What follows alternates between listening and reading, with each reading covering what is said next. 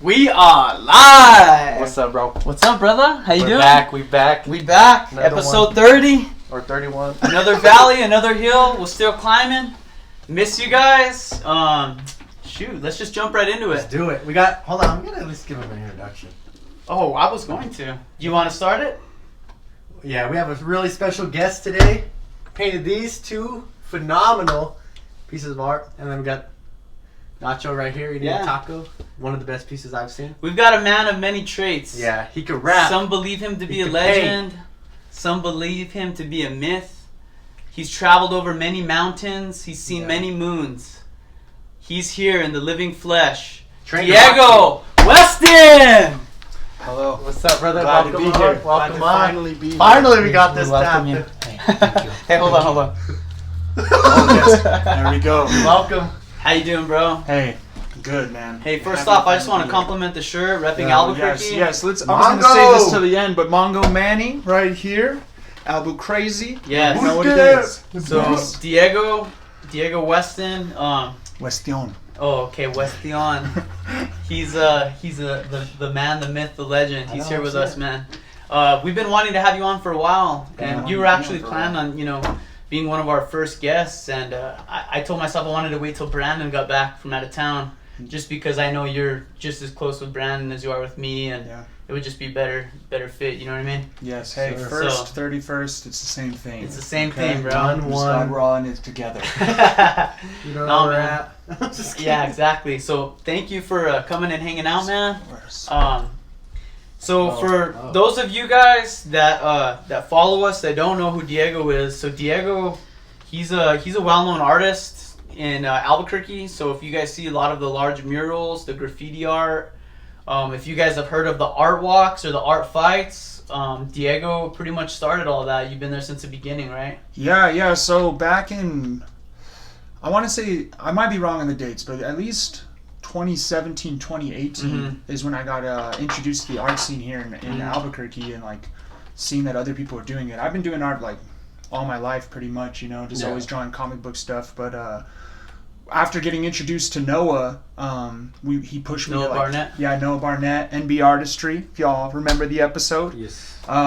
He actually pushed me to start actually taking my art seriously, not just drawing whenever I was bored, but actually to get on it. And we started painting around the same time, and then I was introduced just through my cousin. He was already he'd been painting live. That was like his gig, his shtick. So I remember one of the first times I actually painted live was out front of, it's like changed like 3 times. It's like it was on Central. It used to be like the Black Bird Bouvet or something like that. Really? It was a winery for a little bit, and I Okay. remember I was painting on the corner, and I didn't even know how to paint yet, so I thought I was gonna go out there like him. He had already had a canvas started up, and It was on the canvas? yeah, and I was outside and I was just painting. I painted the background blue for like 2 hours, bro, and I could not get it to cover up. Like I was still just a scrub. Like I did not know how to paint yet, and so it went from that to entering what was at the time known as Art Fight. It was like already something that was going on. I entered that, and I entered with Noah because it was superhero themed. The first one I just went and watched, and then the second one I was like, okay, I'm gonna get in That's this. like perfect. I was like, Noah, come with me, and he's like, you already know the boy don't like competition or anything like that. When it comes to art, when it comes to balling on somebody, he'll do it. But he got down with me, and he took second, I took third, and our pieces sold for the most that night. Sick. So ever since then I was hooked, dude. And the only drawback with that was that they were always at a brewery or at a bar, and at the time I was maybe 21, 21, 22, and a lot of our friends weren't of age yet, and especially like everybody in my family has kids, dude. So these breweries, they weren't letting people in. Right. So everything I do for my family. I do to make them proud, and You have an audience, right? yeah, and they couldn't come. Right. So that's when I decided to do my own thing, keep the art competition alive, but make it a venue to where everybody could come. Obviously. Yeah. Alcohol sells, so have it there, have the brewery, but have it in a venue to where there can be both, where everybody could come. So then we started doing the art battles, and those were pretty successful, and then COVID kind of slowed that down, but hopefully things are in the upward direction. We could start doing them again. For sure, man. I'm glad that I was able to catch you like before COVID. I think I went to one of the first ones, not one of the first ones you did, but it was the first one I ever saw was at the Paleta. Yeah, I went to that one too. And That's he where I was saw the that one one. who I actually bought this from you. Yeah, dude, and I'm just so happy to see it again. Yeah. Nothing better than Nacho Libre and holding a taco. That's nice. Yeah. And you even gave me a sweet deal on it, man. And for that, I'll never forget, bro. It's one of my favorite pieces. But I've never been to an event where people were painting live and competing. Like, it was just a cool, different atmosphere, like, added to artists, you know what I mean? Yeah. Like, people, will have their art pieces and you go look at them and there's someone just standing by them, but to see them in action and socializing, and I mean, I could imagine how hard it is to be an artist, but not only to be an artist, but to be talking to people and having to do that. It's hard for a lot of people to do both. Yeah, it's funny too, because I know a lot of talented artists, especially when they were at the breweries, is like, man, they be getting faded and having fun and talking the whole night, and then the last 30 minutes they're like game face, and then they get down and pull out a piece that you didn't even know. So that was the fun end of that. But no, it's awesome, because I always felt that very same way, like when I would go to like galleries and trying to kind of do the sophisticated route. It's very intimidating. I was more like the Happy Gilmore, like, let's make some noise, let's have some fun, let's take it to the streets and make it to where you don't have to feel like you're a refined artist with somebody representing you, but just like, hey, I like to do art and I love to be around people and I love to be in a community of artists, which I feel like that was something that was lacking back in the day. The community wasn't very strong, or it was very stagnant. It was just very like inclusive. Yeah. It was only to a culture that was like to a higher status. Yeah. To where it was like, don't come here unless you're like wearing like leather shoes and with a blazer type of deal. Yeah, or it was just graph heads, kids, it was just like people doing like graffiti and they already knew each other, so it's very like they party together, they used to do art together, and now that's just what they do. So I think like through the last couple of years with like everything that's happening, even with the riots, and then they did all the street art, like the art community has blossomed, dude. So there's so much more happening, and it's beautiful, and I think it's just starting. So Albuquerque, get ready for some art, man. Heck yeah. That's what I have to hear. Did you have anything to ask? Right now?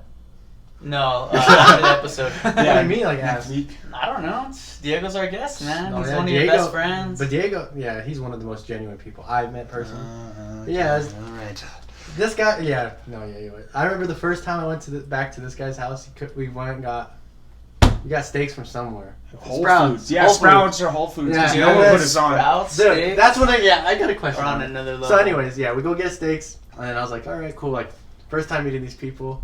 You couldn't make it to church, so I was like, I went alone. So I was like, I'll just go alone. And he invites me back to his house after, and I walk up to there's a balcony. He's like, hey, you have to take off your shoe. And I was like, what are you talking about, dude? He's like, you have to take off one shoe. And I was like, no, I can't take off one shoe. He's like, come on, you have to do it.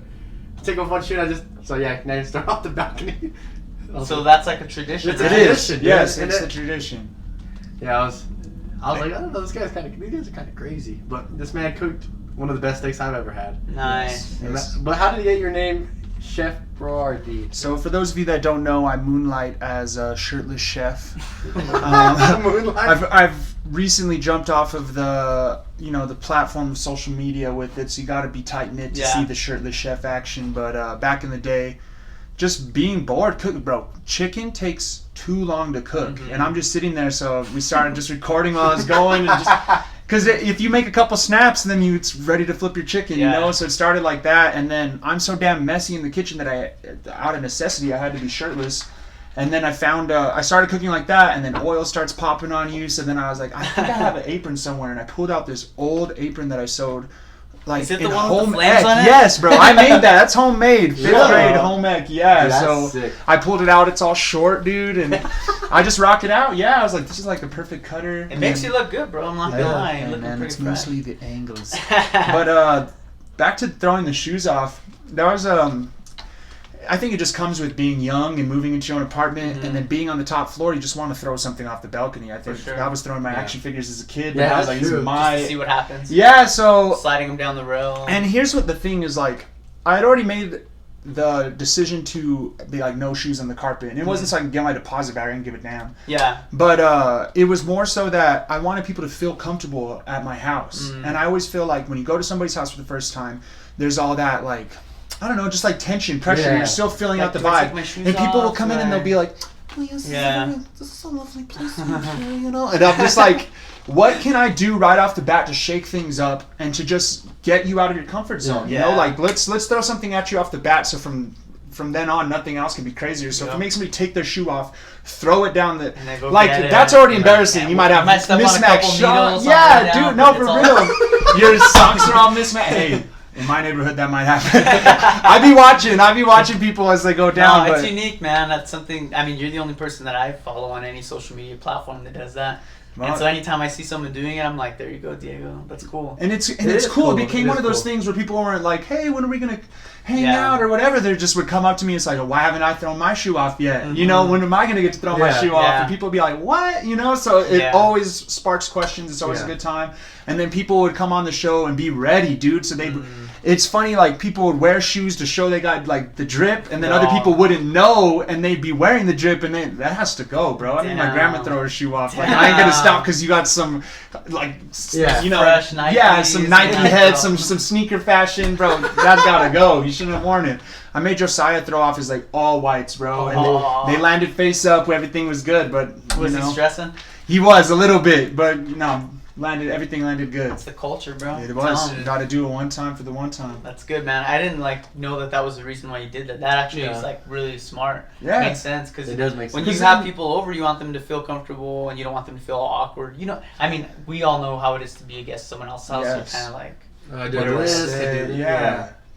Your family's real good at that. Like your family, like is just welcoming right off the bat.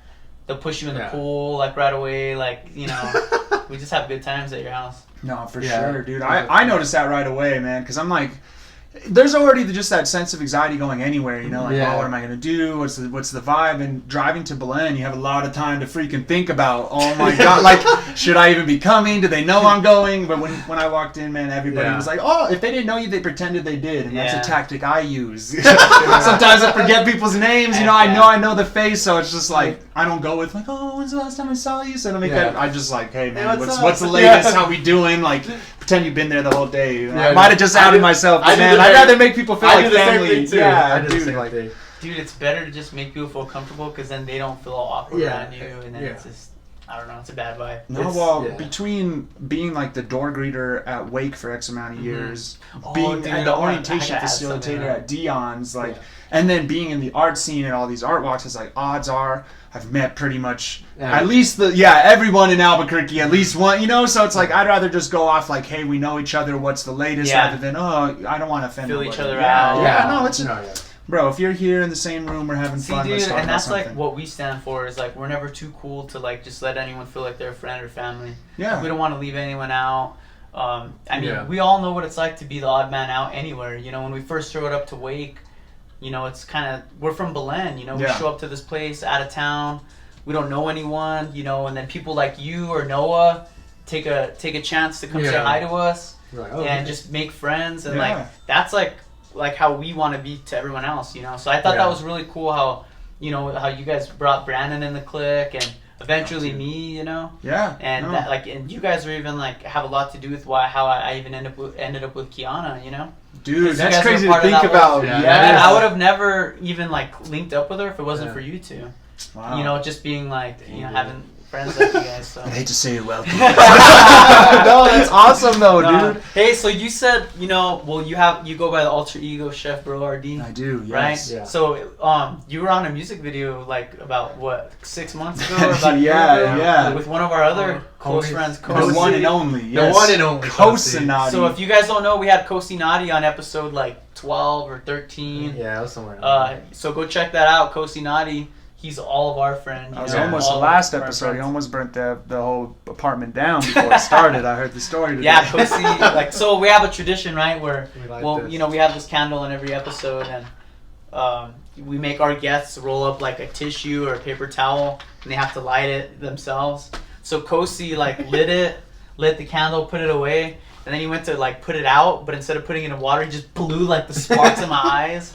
Blinded me. I guess he can't help but spit hot fire. Yeah, exactly. No, but so Kosi, he's in the rap scene and he's in the music scene, and he kind of, how did he get you like on board with that? So it's one of those things that's like, we're always messing around. Obviously freestyling just happens. You've been to his shows, been through his music and everything like that for years. Yeah. And it's just always something we've been talking about, you know, like, oh, we got to get on track.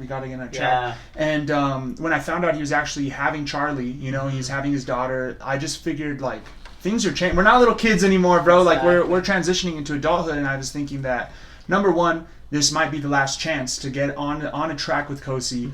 And I didn't do it for the like, bro, if you think for 1 second I'm taking myself seriously, like you got it, you missed the whole thing. But what I did it for was the 30 years from now, 20 years from now, clout, when my kid is hanging out with his friends, trying to be cool, high school, they're all over, and one of these kids finds out that his dad's on a music video, and then my kid for sure is gonna hate it, but all his friends are gonna think I'm dope, man. And I want to laugh about that and be rapping with them outside and embarrassing the hell. Yeah, hold up, everyone I sit still down. got it. I still let Papa show you how we kick it old school. Let me put on YouTube and show you who the real dog is. Yeah, I did it for the 20 years down the line. You were wearing that apron on that music video, weren't you? Yeah, for a little bit. Yeah, I had made a feature, and then we wanted to go with like that old school, like the 90s music videos with the fisheye and the track suits, but it was like the middle of summer, and we could not find anything that matched. So the Hawaiian shirts were the next best thing. I thought it went perfect. I've been waiting for the right opportunity to whip that banana shirt back out. That's one cool thing that you guys, all of your friends are real artistic, and they're really good at like video editing. For sure. Yeah. And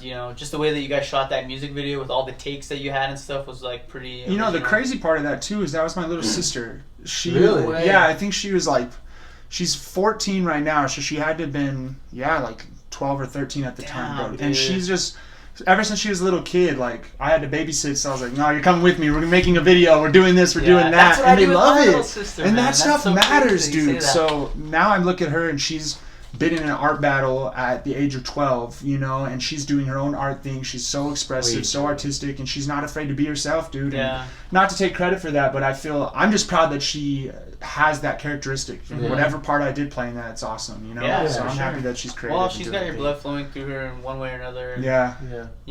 for you to just kind of be there a step ahead of her and tell her that it's going to be all right, and to I'm not be gonna confident. be I'm not gonna be a step ahead for long though, and that's a good thing. Yeah. Man. Like I see these kids doing stuff that's like they're leaps and bounds ahead of where I was. sure. So that makes me so proud. Dude. Well, I think it's important that you're teaching them to not take themselves too seriously. Yeah. And that's really like a big key in just like being satisfied in life. Yeah. If you take yourself too serious, you're never gonna gonna be happy. You're not gonna only not be happy, but you're gonna just be constantly putting on a facade around people, and it's gonna just build up over the years. No, for sure. We're human beings. We're all meant to be vulnerable, and so for you to just like embrace those vulnerabilities and just be like, look, it's okay to like be goofy and like just showing up and just being yourself. Who cares? No matter what. Something good is gonna happen as long as you're being yourself. Well, and I think that like the two things I want to say about that right away is that if you're able to do that, you bring people around who are also able to do that, and then you inspire that in others. And I think that that's the thing with the group that I'm in. Like with Kosi, with you guys, with everybody that's in my circle. Like, obviously, like people always wonder, like especially with me and Kosi, like it almost looks like night and day, black and white. Like how do you guys mash? Diego's so one way and you're so raw and on. But. Right. The one thing that I've always gravitated towards people that are not afraid to be themselves, no matter what. People that don't edit themselves. Even around strangers. that's Even the around, thing. not even just strangers, but like when I brought them home to meet my parents, like, hey, we're gonna have a barbecue, come over and stuff. They didn't like, hello, how are you? Nice to meet you. No, they came, what's up, motherfucker? No, but like just being themselves and making those jokes and still dogging on you in front of your girl or in front of your boy. Like. They're just there to be themselves, and they ain't changing. And that's the thing that, right or wrong, they're them, and you know what you're getting up front. And I'd rather have that than people that are one way in front of me, because a lot of people do. I just think it comes with the territory. I never ask people not to cuss. I never ask people not to be themselves, but they will. They'll censor themselves in front of me. And on one end, it's cool to see, like, there's a level of respect there, which you don't need to bring, just be yourself. But it's kind of backfired me in my past where I think people are one way and I'm vouching for them, and that's just who they are in front of me because they want to be their best selves. Right. So it's like, but then I'm the one vouching for them, and then I'm the one that looks like an idiot because they're out being this or that in public, So it's like, it's like a catch-22 because it's like they're being who they want to be. For sure. And it's something that we all like, on a day-to-day, even having a job, and like you have. There's certain boundaries, right, around certain people, but like if you're gonna like consider someone your friend, you gotta just like be your real self. You gotta take and like that more than anything, like with me and Brandon, like we're not like putting on facade. Like how we are on like this is like literally how we are like when we're not recording. No, like literally right before this, we're throwing some freestyles down. Like I'm like, well, we got Chef Bro RD, we gotta bust some freestyle. Yeah, we have to. Yeah. Well, it's knowing your audience, obviously. Yeah. You know, you're not gonna be doing all this and that, but it's.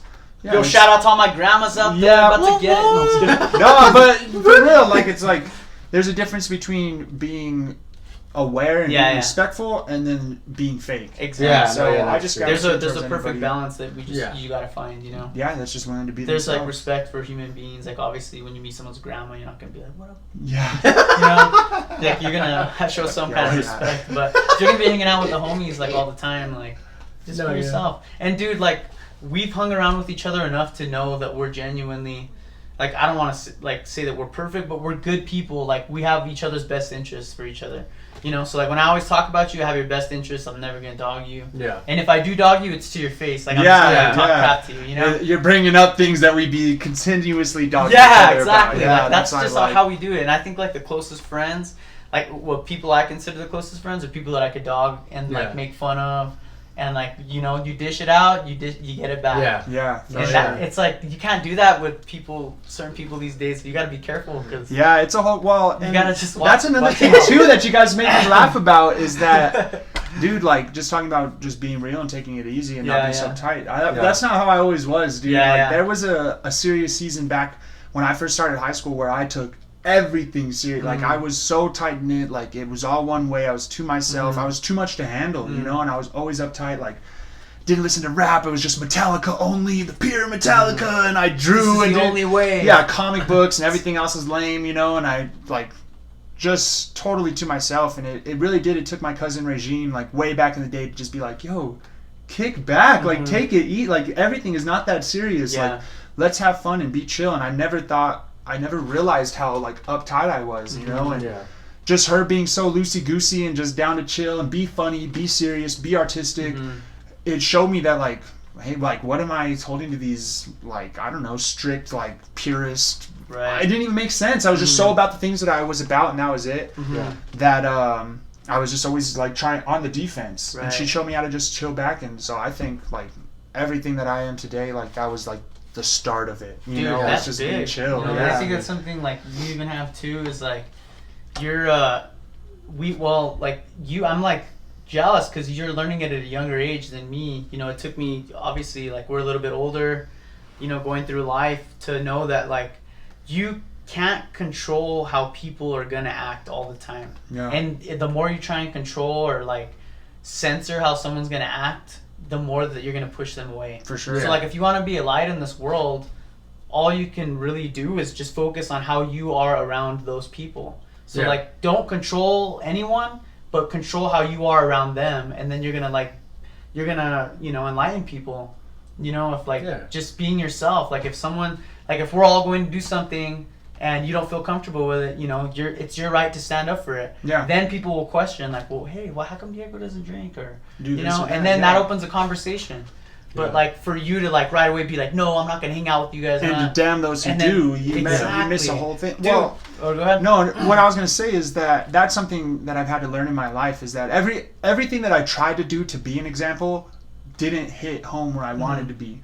But just the things that have made the most difference are the things I didn't even realize I was doing. It was just being who I said I was day in and day out. And then I'm realizing that I'll bump into people at shows or whatever, and they're just like, dude, like, I saw this or that you did, and it inspired me so much. It's like, I didn't even know people were watching that. Like, you know, like I was talking, we were talking about before we started about like my little brother and sister watching my Snapchat stories. And it's like, I didn't even once think like, I have my mom's phone watching my stuff on replay, doing all the things that I do, and I have to look back and be thankful that I wasn't out there being I am being a fool. Anybody who follows me knows I am being a fool, but nothing to be ashamed of. You know what I'm saying? And like those are the things that make the impact. And there's people that I didn't even know were looking. They're like, man, you inspired me here and there, and it's like that's the real stuff. Because when you're trying, people can feel that, you know, like, and they can feel that nudging that you're trying to pull them one way or another, and they resist. It's natural, but it's for when you're just day in and day out who you actually say you are. That's the stuff that makes a difference, and that's what I've seen. So I'm very thankful that I do have a platform, and whoever needed to look saw, and I'm just thankful that I was able to help in that. Dude, for sure. Do you have anything to add to that? I think you hit everything. Yeah, I think, well, the one thing, like what you guys said, is attitude. Like, that's the only thing we can't control, Mhm. is our own attitude, you know? Like, you can't control how you're going to act, I can't control how you're going to... And people have to accept that. And you always have those deadbeat people. Not deadbeat, but, like, buzzkill over people at a party. Like, well, why are you doing that? I'm like, dude, just let them be.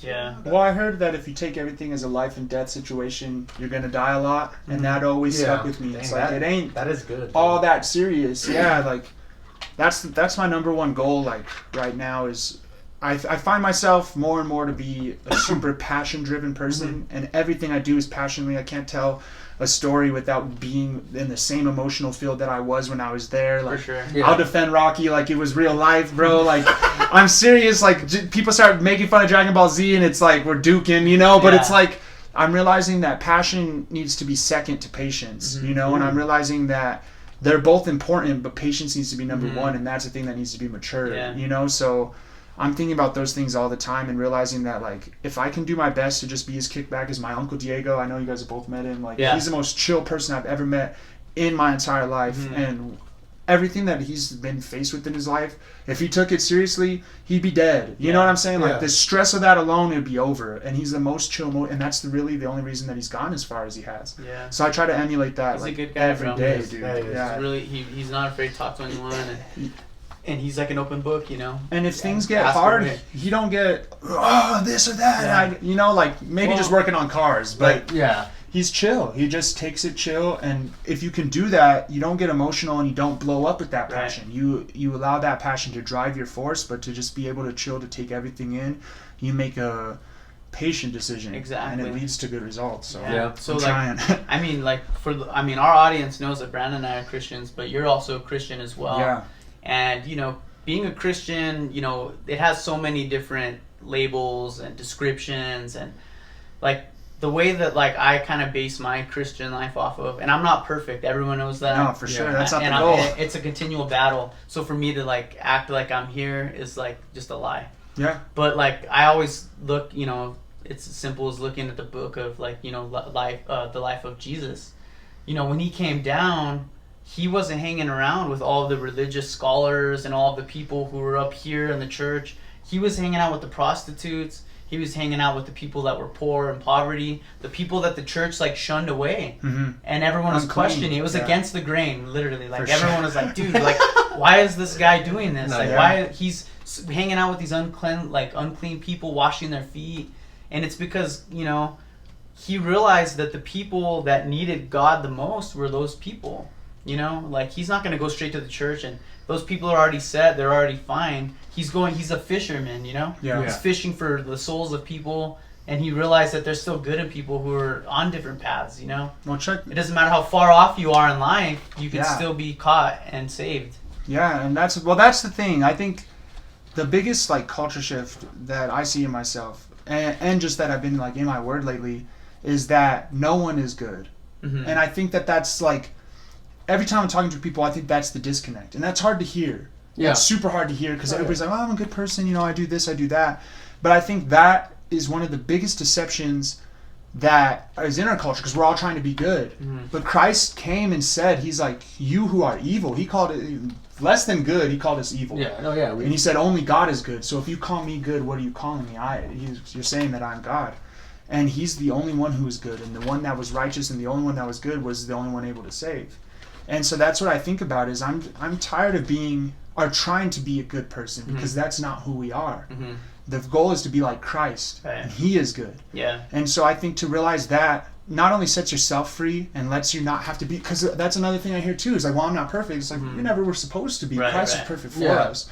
The thing that I see is that as soon as that you can see that the world isn't all good, and there isn't good in everybody, there's bad in everyone. And that's, that sounds so, how could you say that, all this? But it's like, dude, take a step back. Once you realize like that you are bad and so is everybody else, that's where grace comes. Because then you're not holding on to like, if you're a good person, why would you do this? Why would you hurt me? Why? Look at yourself and ask those questions. Who have you hurt? And then not only that, it like puts us all on an equal playing field. For sure. So like we're all pretty much equal in sin. So like, you know, someone that we know might be like a big time alcoholic, and then someone else might not be an alcoholic, but they're like addicted to, you know, like I'm just saying, like even we're just their all rude to their mom, or bro. even Like, just, like you could be so perfect and everything, but if you're a jerk to everyone, that's just as bad as being an alcoholic or something. No, yeah. Well, so it's not like sin is all the same across the board. what's that? Sin is like the same across the board. And I think You know that's where people get intimidated, and that's where the separation is between the world and Christians right now. I think that's what puts people a taste in their bad mouth. If you think everyone's good and they're supposed to be good, as soon as they mess up, you're a hypocrite. Mm-hmm. But if you realize that everyone's bad and they're bad too, they just admitted it, then you're like, whoa, like that's the thing that causes change. It's not I want to be good like them. It's they're bad and they admitted it, and Jesus took care of that. And I want to be like that too, because now it's not, I can't chill with Diego, man. He ain't going to drink. He's going to look down on us. It's like, bro, Diego's real, and he's just here to chill. Whether I'm in the right or in the wrong, he's here regardless. Mm-hmm. And that's how it should be with Christians. It shouldn't just be some wall where it's like, oh, they're going to judge me. It should be like, hey, man, they admitted that they're broken, and I wish I could do that. Mm-hmm. And that's where I think it should be. And that's another reason where that whole patience and passion things comes in, because I get worked up, you know, I get serious, and I wish I could, you know, grab everybody and shake them and say, like, dude, wake up, like, come on, like, this is serious. But that's not you can't get angry at people and expect that, oh, whoa, Jesus, you know, like an dude, it's all love and patience and understanding and opening the door. And I feel like where I'm at right now, like, the number one thing that's stopping me is being so passionate that I overwhelm people and they shut their door. And I want to be able to be so patient that they can just see it and not be told it. So that's like my life journey right now. That's good if you could already see that, though. You know, some people don't see that, and you're just like, we've all been there. We've messed it up, and then we've had people come up to us and be like, do the same thing. We're like, dude, what are you talking about? Yeah. You know what I'm saying? It's like, but like for what you're saying about, every time I feel like I get my ego or my pride up and I do something good, I always that night when I have that feeling, I have to go to James. Yeah. I go to the book of James every time, because after I read that book, I'm like what you said, we are evil. Yeah. I read that book and I'm like, I ain't anything. Like, I may have helped this person, but I'm still this. No, for sure. Well, because like even there's that parable of the two guys praying, right? And there's a guy's like, hey, at least I ain't like this guy right next to me, man. This guy's a sinner, tax collector, robbing his own people. Lord, thank you for making me holy, this, that, and the other. And I know we've all been there to where we're scrolling on Instagram like, well, at least I ain't doing that. Oh, she's there? Like, I'm good. You want to judge me? Okay, I had a drink with my homies this weekend, but you were here on your Instagram. That's the same thing, dude. Like, we need to realize that we are all broken, and all it requires is not good, not doing my best. It's contrite, like, I'm sorry for what I did, and all I can do is come before you, and you are the right. Yeah. You are the right. Just please, Lord, like, just let me be here with you, and thank you for loving me anyways. Yeah. And knowing this, because it might be news to us, but he knew all along. Yeah. And that's why I think, like, whenever I do feel backstabbed or betrayed, or I find out something that's like, just because it's news to me, dude, Jesus knew. He knew they did that, and he still loved them. It's like the greatest, like, not to like get all like soft or whatever, but it's like the greatest like love story ever written. For sure. Because think about it. Like, think about loving someone so. Imagine having a girlfriend, someone that you loved with all your heart, and she cheated on you every night, forever, like for like half your life, and you still loved her no matter what, and she'd come back the next day, say, you know what, I'm sorry, you know, I did this, and then. That's kind of like how we are in certain ways with God. It's like, he's still there. He's still going to let you back in. Like, I know I just like asked for forgiveness, and then I went and I did all this stuff, but I'm sorry again. And it's like, God's like, it's okay. Like, I understand. Yeah. You know? He's not like, oh, you did this, you're forever banned from whatever, you know, from heaven. You're never going to. Like, he's still open. He's always willing to let you back in his life. And he's willing to use the broken people.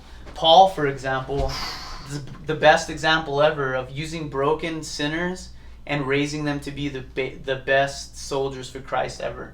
For sure. Paul, the killer of Christians, he was like known across like all the lands for killing Christians. Like, he was like, I took pride in that.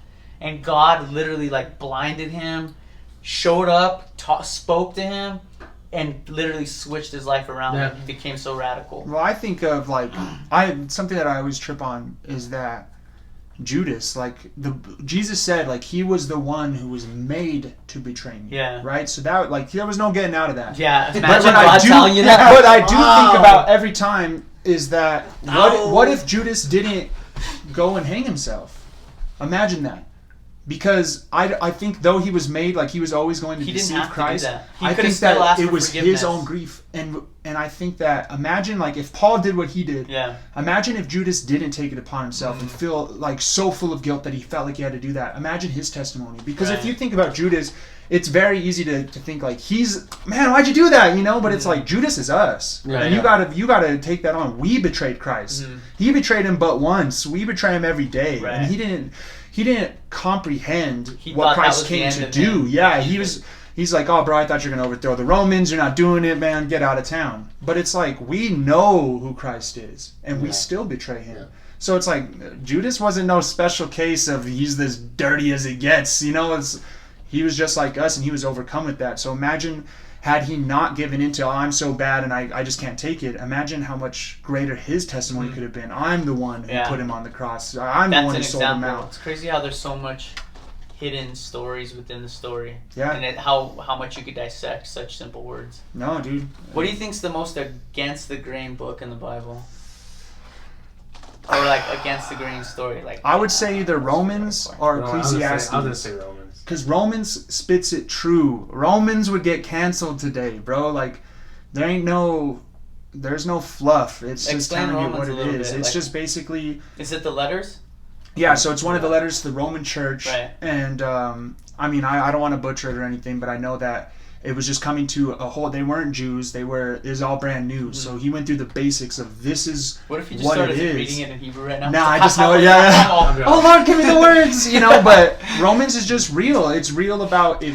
It tells you who you are, what you're supposed to be, who you are, where you stand with Christ, and the only way to heaven is through Christ. Oh, and that, so in the world of my truth and this or that, this is how I see things, it's definitive. And that's the reason people have trouble with the Bible, is because it's not if you want or take what you will. They describe it, they say it's sharp like a sword. Yeah, a double-edged sword, because it can penetrate the hearer and the reader. Right. You might get them, dude, like boom, this is your life, this is your story, you needed to hear this, but it's coming right back at you. What about you, Brandon? What story like do you think is like I was gonna the say most Romans. against the grain?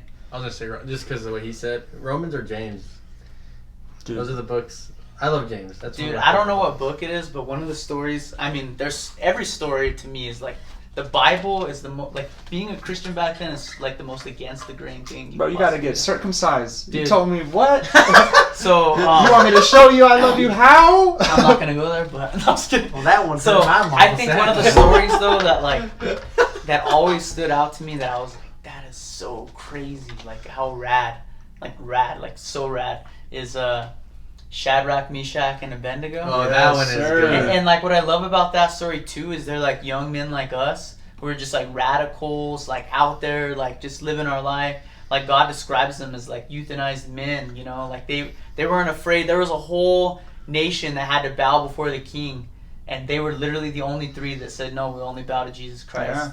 And they said if you don't bow to us, we're gonna boil you and burn you alive. And they said okay, then do it. Let's do it. And literally, they're like the Bible describes them as dancing in a fire. Yeah. And it says that there were 4 people dancing, you know, kind of insinuating the fourth one was either an angel or Jesus. But and then coming out unburned. Like imagine being so rad and so for God that you're willing to just dance in fire for Him. And you didn't know. They didn't know they're about to be saved. Like, yo, dude, watch this. like, I hold my beer. No, like, they thought it was over. Dude, like, but we think it's like hard being Christians now, like being persecuted. Imagine being threatened to be burned alive, dude. Like, it's kind of like and not being afraid. A little parallel right now, dude, in Afghanistan, the Christians out there. Yeah, it's a whole different world out there. Well, and I just think that the crazy thing too is like, I like to get into it and like to listen to a lot of sermons because like these guys have done their research, so they know the history. Yeah. And one pastor was talking about how it was all about assimilation. So they took the youngest and brightest of other cultures, tried to bring them into their culture, make them to represent the one way it should be, and then send them back out, right? Mm-hmm. To change, to shift the culture. Right. But a lot of these best and brightest were in the courtroom, like, and these kings had all their, you know, their concubines, all their side pieces. Yeah. And you don't want a bunch of young men in there that you're training to be the best, brightest, most ripped, taking all your concubines. So a lot of these guys were sterilized. You know, they became eunuchs. So imagine that. Like, just think about that. Like, all my life I followed God. All my life I did what I was supposed to do. And then I get taken from my land, and they cut off my manhood, and now I have to take someone else's whole culture on, and to still say Christ, like God is number one in my life, and I am faithful to Him in this world of only, like, all you've seen your whole life is that everything that you ever expected to do fell short, and now there's this King that's giving me everything I could ever want. Right. You know, I cut my balls off. That's not fun, but it's like.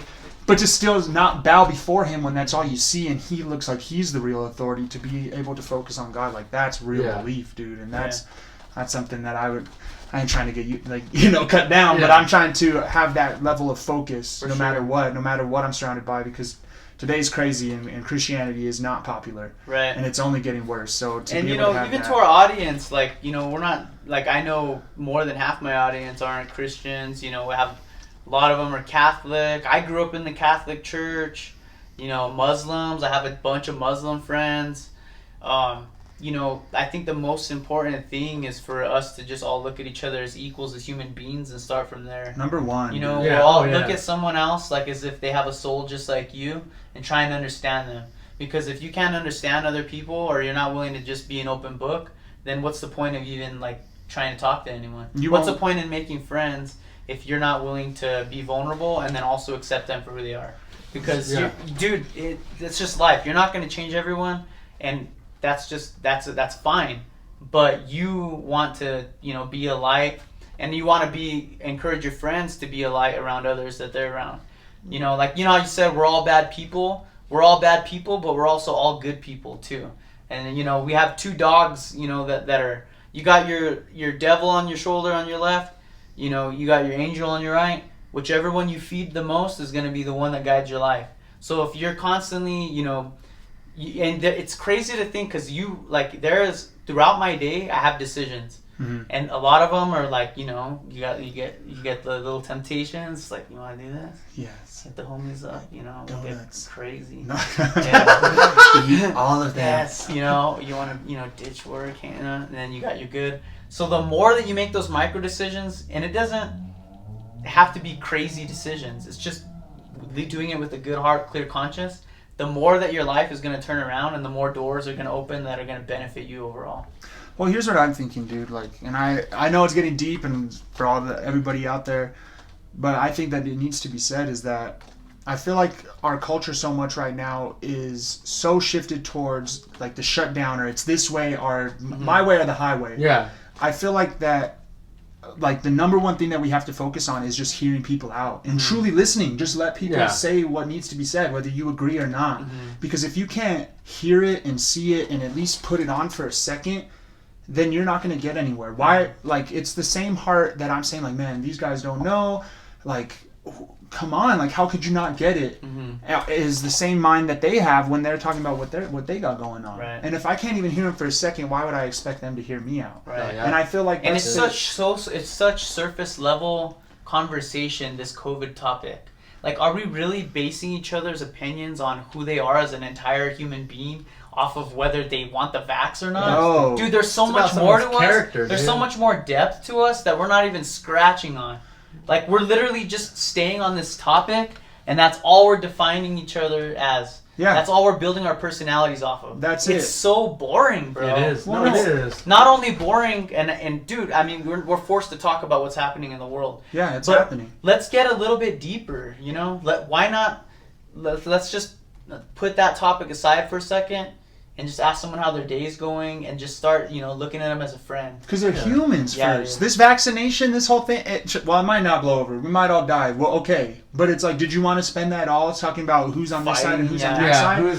Like, bro, like, everybody with this whole thing, like, oh, you like Trump, oh, then you're a hater, you're this, you're that, oh, you didn't get vaccinated, you're this, you're that. Yeah. Bro, people are so gung-ho, but they don't realize that the wild. people they're damning are in their families. Right. Bro, your uncle can't freaking say how he feels because you know it's going to set the Right. whole family ablaze. sure. But you love your uncle, and your uncle was there freaking wiping your nose and cleaning your cuts when you were a little kid, dude. Like, but now you hate him because some dude that ain't going to be around, that you never met, that's barely influencing your life, dude. Like, all this stuff, we need to let that go. And we need to see people eye to eye, because people hear this passionate talk about, oh, I'm on this side and everything's this and I'm awakened because they want to be part of that clique. Well, they want to be in the right. Yeah, wants to be in but the it's right. like if you're damning human beings, Yeah. bro, like you're in the wrong, dude. You are. You really are. Even if you are semi-right, if you're damning someone else, you're automatically wrong. Yeah, bro, that's gonna shift, and there's always somewhere we fall guilty. Yeah. Everybody on the yeah. right side of history, on the wrong side of the history, there's guilt there.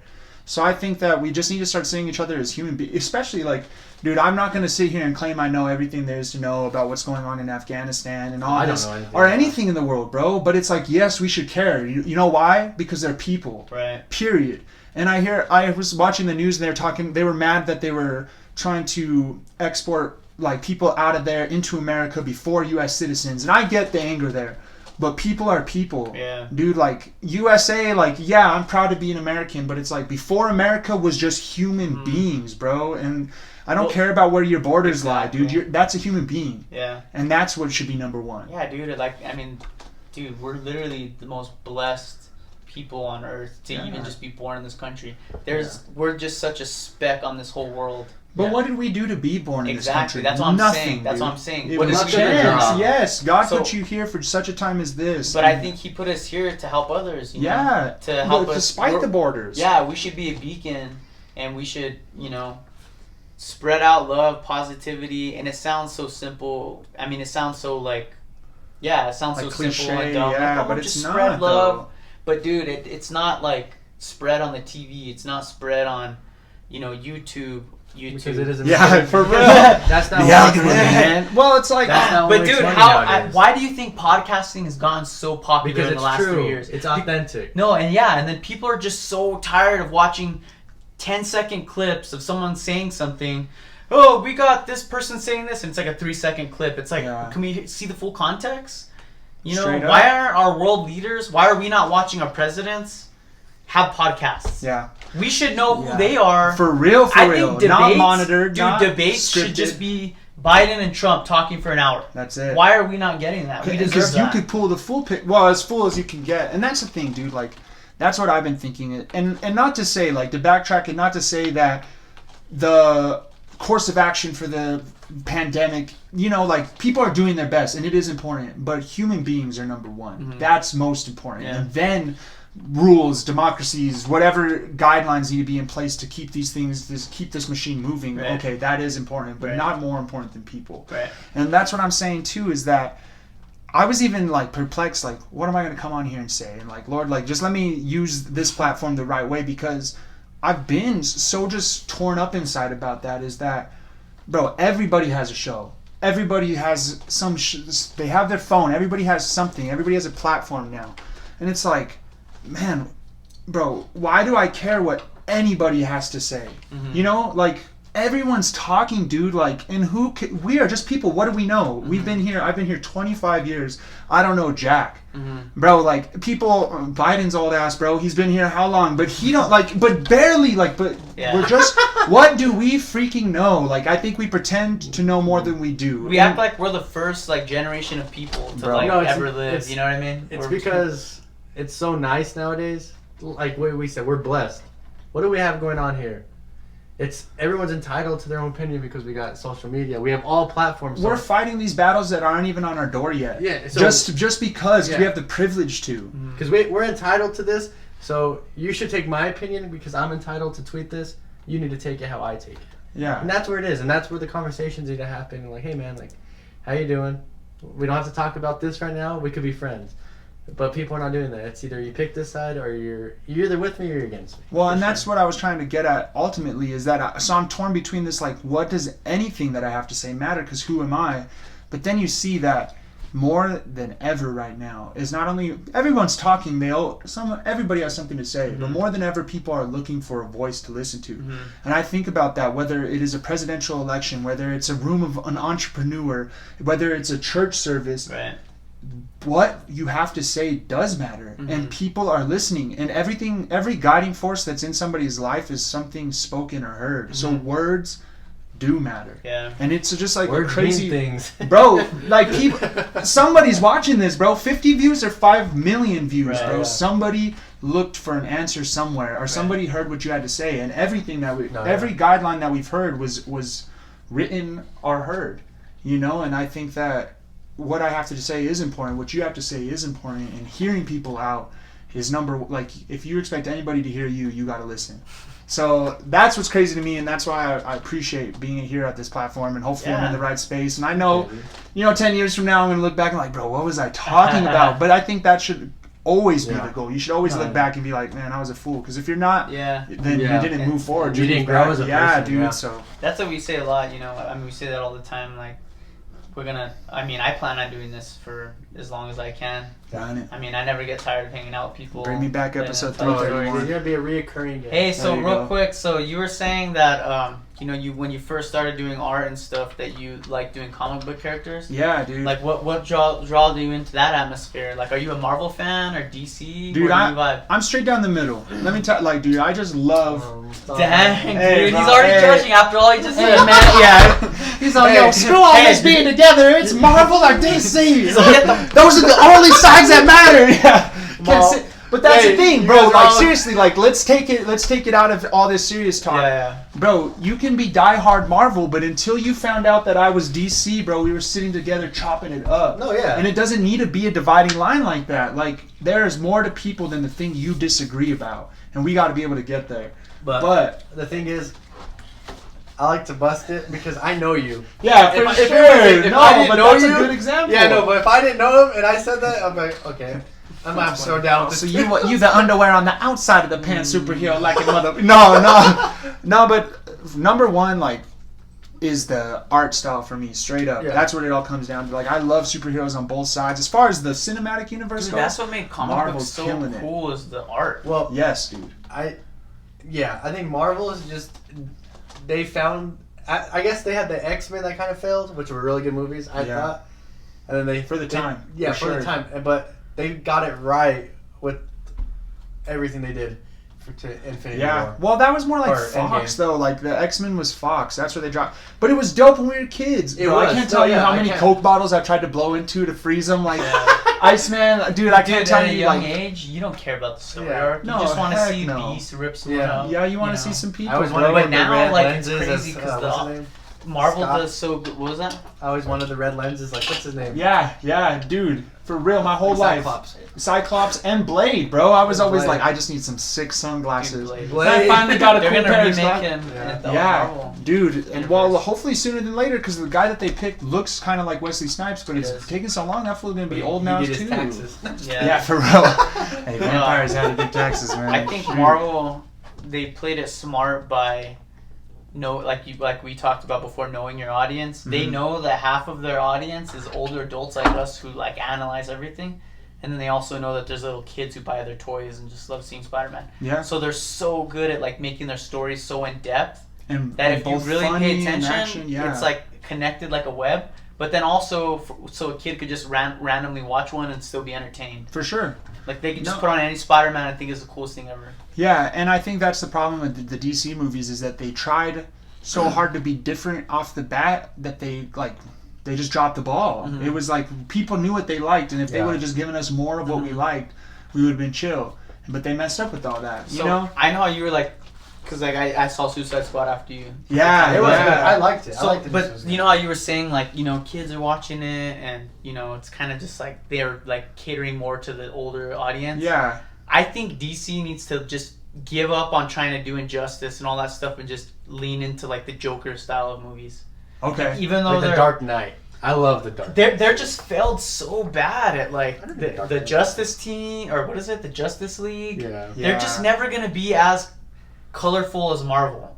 DC kind of has the darker characters, so that I'm like, the Joker was an awesome film. Yeah. And it wasn't like a kid action. It was like really No, in depth. it was and dry, yeah. I think they should just do one-off films instead of trying to build a Marvel universe. that they're trying to. They should just do single story arcs and just have them be like. If money didn't standalones. run the world, bro, then Yeah. like we would have stuff like that. I think the new Batman might, bring. I'm hyped just because, like, dude, I was like, oh, for real, we're gonna get Twilight up in here, bro. I was pissed, and then Dude, I he's saw a sick him actor. bust He that is. dude's face Yeah, in when the he, trailer, like, and I was violently. like, yes. I'm hoping if they could just take the beauty that was the Sherlock Holmes movies, just that, I love that intensity and that unwinding and the twist and the actual, like, just thought process behind stuff. Like, let's put smart Batman in there, and then we can have some fun, bro. Yeah, like, no, I'm yeah, really hoping that this is a very, like... I think they like need to make Inception. more films. Yeah, like that. Or like, have you guys seen what just happened? Have you seen The Watchman? The original one? The one that they made. Like, after watching that again, it's like a confusing movie, bro. I've heard, bro. It's really in depth. I know this is not Marvel or What? DC, but the funniest time was when we walked out of the movies after watching Once Upon a Time in Hollywood.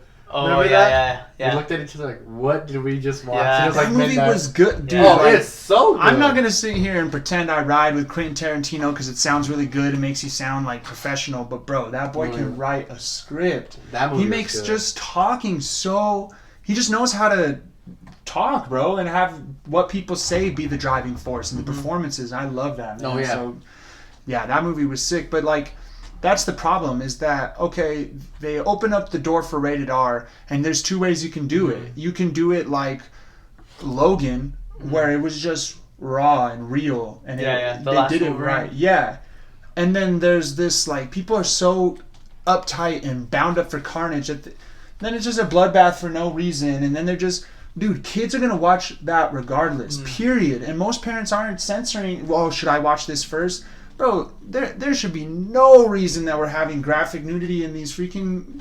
Dude, I know this audience grew up, and I know there's all these comic book, like, adults, but we gotta have a level of accountability. Yeah. Like, we made this for adults, but every adult comic book reader started off as a kid reading comic books, bro, and we gotta be better than that, bro. Like, and it might just be me. I might just be too, color in the lines, but like, ever since I was a kid, like I haven't went back and rewatched Watchmen. I want to, but I haven't yet because when I was watching it, I was like, they're doing what? The blue dude was all getting down and then I used to, and I was watching, even, what was that, Kick-Ass, bro? I was so excited to watch that movie, and it came out, and I was like, superheroes don't masturbate! Like, I was so broken. Have you seen Snyder's Cut? Dude, it was dope. Okay. Did you like that? What's your opinion on that one? Because that's DC. It was a little bit too artsy, so some of the scenes were like, That's shocking okay, coming bro. from you. I like it, but some of it's over the edge. You gotta do the right amount. And so the movie did not need to be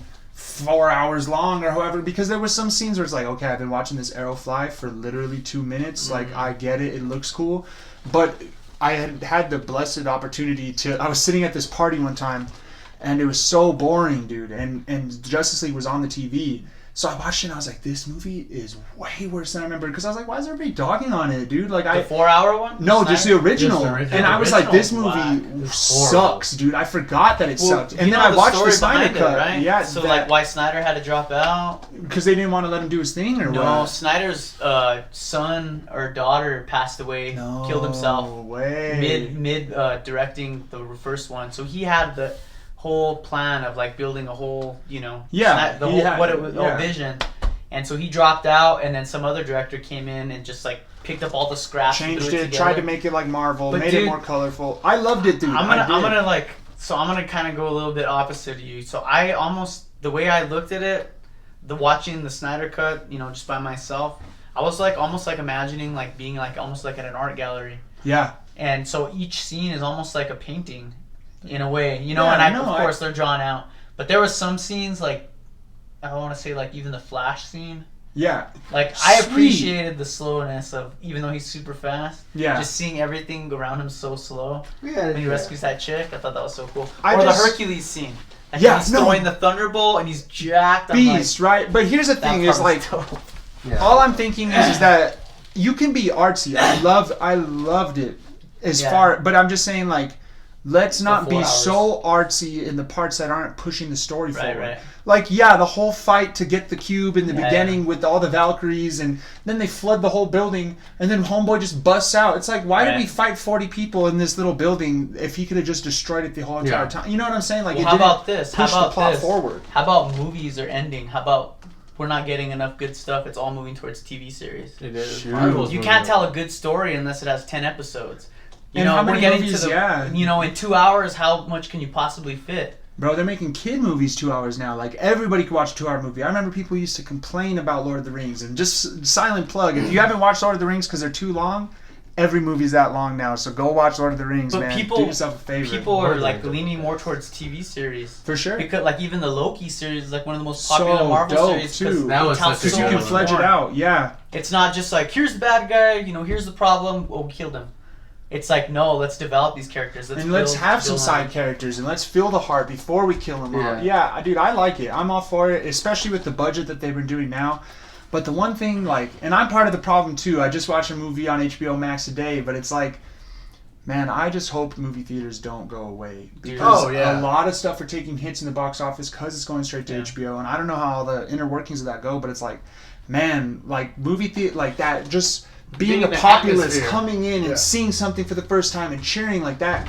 Hopefully that does not go away, bro. But hopefully they do push these new movies and being able to go into this, like, the TV series and stuff, dude. Yeah, I feel you, bro. I like it. I'm like a fiend for watching like movies in the theater. Yeah. There's nothing better than just getting your drenched popcorn. Yes, dude. Some you know, freaking...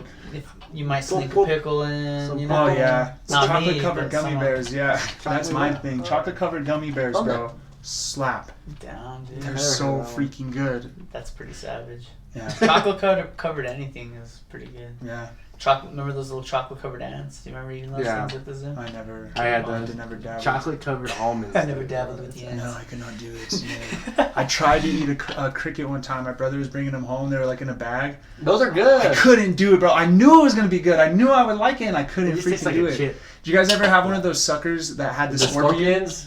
I thought I was so hardcore. I was just sucking up. The Yeah. best sucker too is banana. It was so good. And I got to just a little spine of the scorpion, and it was nasty, bro. I couldn't do it. I freaked out. It tastes like pesticides. I was tripping, dude. The one, honestly, the little ants aren't bad.